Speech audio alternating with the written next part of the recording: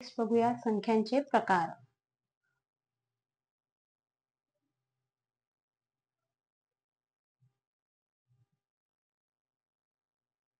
पहिला पॉइंट आहे समसंख्या.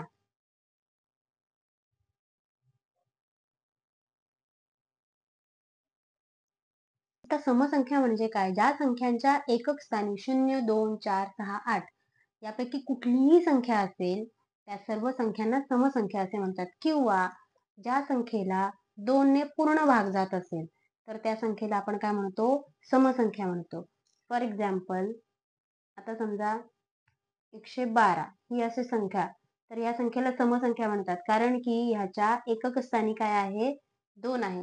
किंवा 238 ही संख्या असेल तर या संख्येच्या एकक स्थानी 8 आहे, म्हणजेच ही संख्या सम आहे.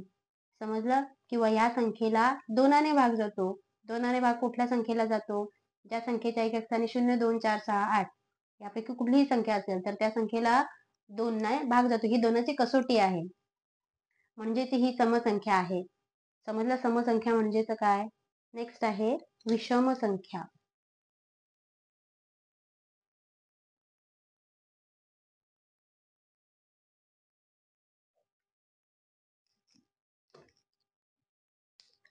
म्हणजेच समसंख्येबद्दल काय आहे? एकक स्थानी काय आहे?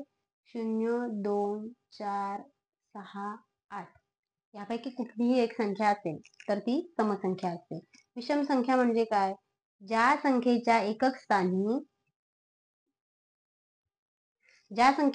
स्थानी 1, 3, 5, 7, 9 यापैकी कुठलीही संख्या असेल त्या संख्येला विषम संख्या असे म्हणतात.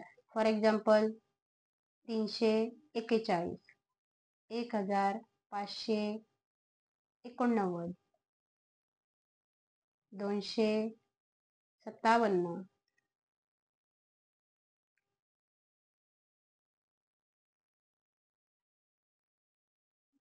या सर्व संख्या कशा आहेत? तर विषम संख्या आहेत, कारण की यांच्या एकक स्थानी 1, 9, 7, 5 अशा प्रकारचे संख्या आहेत, त्यामुळे त्या विषम संख्येमध्ये गणले जातात. किंवा ज्या संख्येला 2 ने पूर्ण भाग जात नाही अशा सर्व संख्यांना विषम संख्या असे आपण म्हणू शकतो. हे 2 पॉइंट समजलं.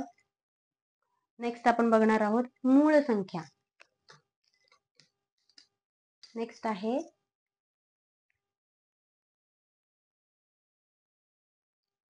मूळ संख्या. आता मूळ संख्या म्हणजेच काय? ज्या संख्येला फक्त स्वतःने म्हणजे त्याच संख्येने किंवा एकानेच भाग जातो अशा सर्व संख्यांना मूळ संख्या म्हणतात. किंवा जी संख्या दुसऱ्या कोणाच्याच पाढ्यात येत नाही अशा सर्व संख्यांना मूळ संख्या असे म्हणतात. समजलं मूळ संख्या म्हणजेच काय? उदाहरण आपण काय घेऊ शकतो? 2.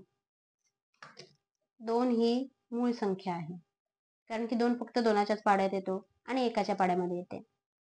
3 ही संख्या मूळ आहे, 3च्याच पाढ्यात येते. 5, 7, 11, 13 अशा प्रकारे 17 अशा प्रकारे अनेक संख्या आहेत की ज्या मूळ संख्या आहेत. समजलं? आता 1 ते 100 या संख्यांच्या दरम्यान एकूण 25 मूळ संख्या आहेत. 1 ते 100 या आकड्यांमध्ये 25 संख्या अशा आहेत की त्या मूळ संख्या आहेत, त्या म्हणजे स्वतःच्याच पाढ्यामध्ये येतात, दुसऱ्या कोणाच्या पाढ्यामध्ये येणार नाही. नेक्स्ट आहे जोडमूळ संख्या.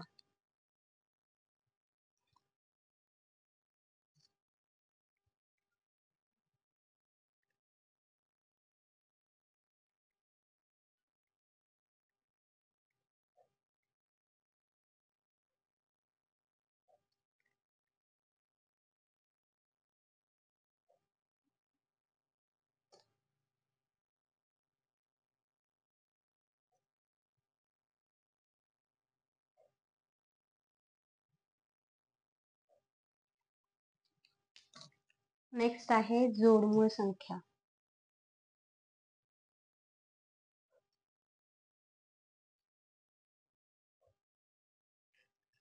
त्या संख्या मूळच असतात, पण त्या दोन मूळ संख्यांमधला फरक 2चा असतो. त्या संख्यांना जोडमूळ संख्या म्हणतात. म्हणजेच 5 आणि 3 या दोन्ही संख्या मूळ संख्या आहेत. पण त्यांच्यामधला फरक म्हणजे 5 वजा 3 बरोबर 2 येणार. म्हणून या दोन्ही संख्या कशा असतील? जोडमूळ संख्या असतील. म्हणून ज्या दोन मूळ संख्यांमधील फरक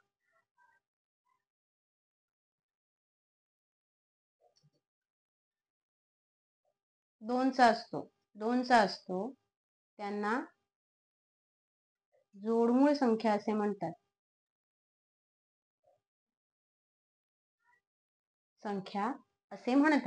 ठीक आहे. उदाहरण काय आहे? 3 आणि 5 या दोन्ही जोडमूळ आहेत, कारण की 5 वजा 3 बरोबर 2 येते. कारण की 5 वजा 3 बरोबर 2 येणार आहे. दुसरं काय आहे? 11 आणि 13 या पण जोडमूळ संख्या आहेत. 13तून 11 गेले, राहिला 2. जोडमूळ संख्या म्हणजे काय समजलं? आता आपण नेक्स्ट कडे वळणार आहोत. संयुक्त संख्या.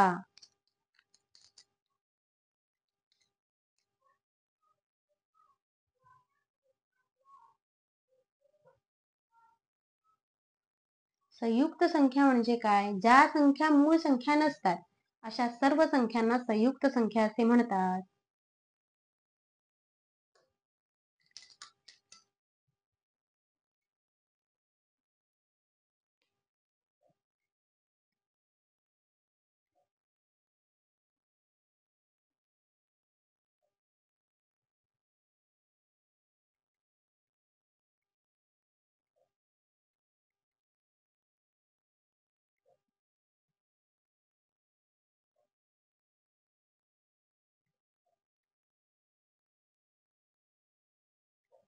समजलं?